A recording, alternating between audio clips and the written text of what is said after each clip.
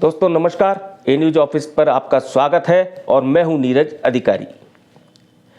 चंडीगढ़ के मेयर चुनाव के विवाद पर आज सुप्रीम कोर्ट में दूध का दूध और पानी का पानी हो गया। आज लोकतंत्र की लाज बच गई और लोकतंत्र ही जीत गया। इस चुनाव के मामले में विलेन बने पीठासीन अधिकारी अनिल मसीह का झूठ भी बेनकाब हो गया। जिन 8 बैलेट पेपर को मसीह ने इनवैलिड बताकर भाजपा के उम्मीदवार मनोज सोनकर को मेयर निर्वाचित घोषित कर दिया था, वो बैलेट पेपर वैलिड निकले। यानी मसीह ने ही इन बैलेट पेपर को अपने पेन से निशान लगाकर इनवैलिड किया था।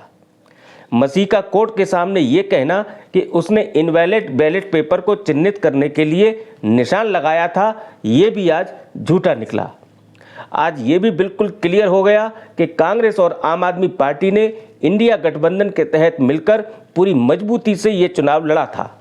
और गठबंधन के मेयर उम्मीदवार कुलदीप सिंह टीटा के पक्ष में गठबंधन के सभी 20 वोट एक तरफा पड़े थे।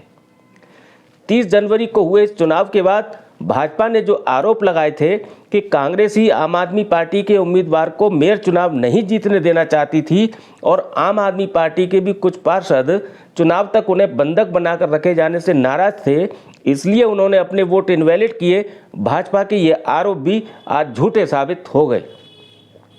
क्योंकि आज सुप्रीम कोर्ट में जब चंडीगढ़ के मेयर चुनाव के सभी 36 बैलेट पेपर खुले तो इंडिया गठबंधन के मेयर उम्मीदवार और इस चुनाव को कोर्ट में चुनौती देने वाले कुलदीप सिंह टीटा के पक्ष में 20 और भाजपा के उम्मीदवार मनोज सोनकर के पक्ष में 16 वोट मिले। वास्तविकता में भी दोनों तरफ इतने ही वोट थे, इनमें कोई भी वोट इनवैलिड नहीं मिला। सबसे बड़ी बात यह भी है कि सुप्रीम कोर्ट के आज के फैसले के बाद अब ये क्लियर है कि सुप्रीम कोर्ट में सुनवाई से ठीक पहले परसों रात को आम आदमी पार्टी के जो 3 पार्षद भाजपा में शामिल हुए वो हॉर्स ट्रेडिंग का ही नतीजा थे,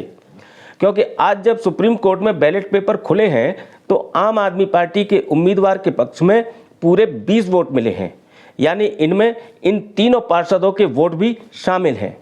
इससे ये साफ प्रतीत होता है कि भाजपा में शामिल होने के बाद इन तीनों पार्षदों ने आम आदमी पार्टी से अपनी जो नाराजगी दिखाई थी वो 30 जनवरी को मेयर चुनाव के समय तक उनमें नहीं थी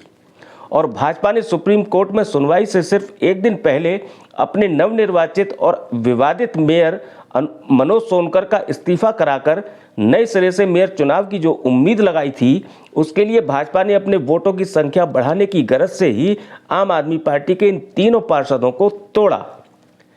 ये मामला पिटिशनर कुलदीप सिंह टीटा के वकीलों ने कल जब सुप्रीम कोर्ट के संज्ञान में डाला तो सुप्रीम कोर्ट ने हॉर्स ट्रेडिंग पर गंभीर चिंता भी जताई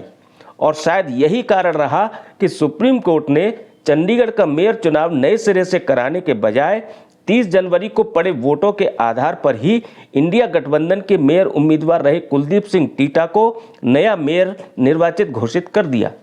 और टीटा के पक्ष में मसीह द्वारा जानबूझकर इनवैलिड किए गए 8 वोटों को वैलिड करार दे दिया,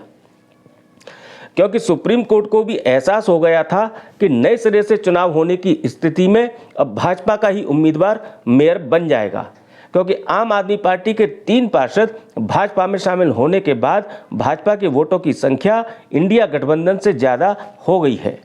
और 30 जनवरी को हुए चुनाव में भाजपा के उम्मीदवार को जिताने के लिए जिस तरह से हथकंडे अपनाए गए उनको लेकर सुप्रीम कोर्ट पहली सुनवाई से ही खफा था।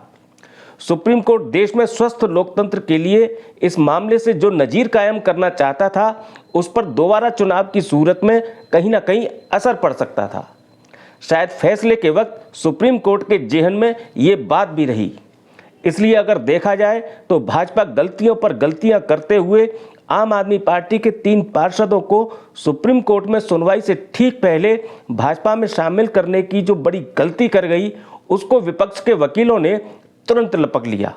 और भाजपा की पूरी योजना पर पानी फेर दिया। अब व्यक्ति के तौर पर देखा जाए तो इस पूरे मामले में भाजपा की तमाम गलतियां जिस पर सबसे ज़्यादा भारी पड़ने वाली हैं वो है अनिल मसीह, जो न केवल इस चुनाव का विलेन बना बल्कि विवाद की वजह भी बना और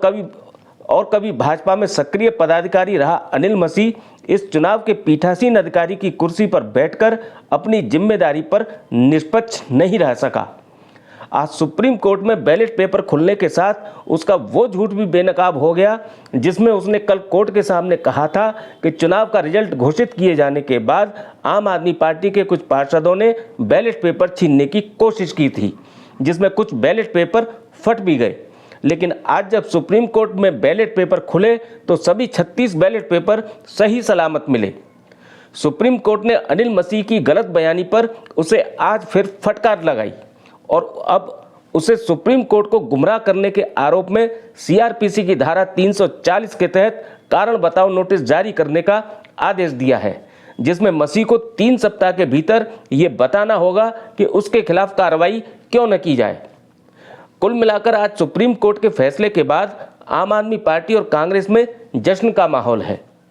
क्योंकि आम आदमी पार्टी के पास पहली बार चंडीगढ़ के मेयर की कुर्सी आई है और कांग्रेस ने आम आदमी पार्टी से हाथ मिलाकर चंडीगढ़ के मेयर चुनाव में इस बार भाजपा का विजय रथ रोक दिया है।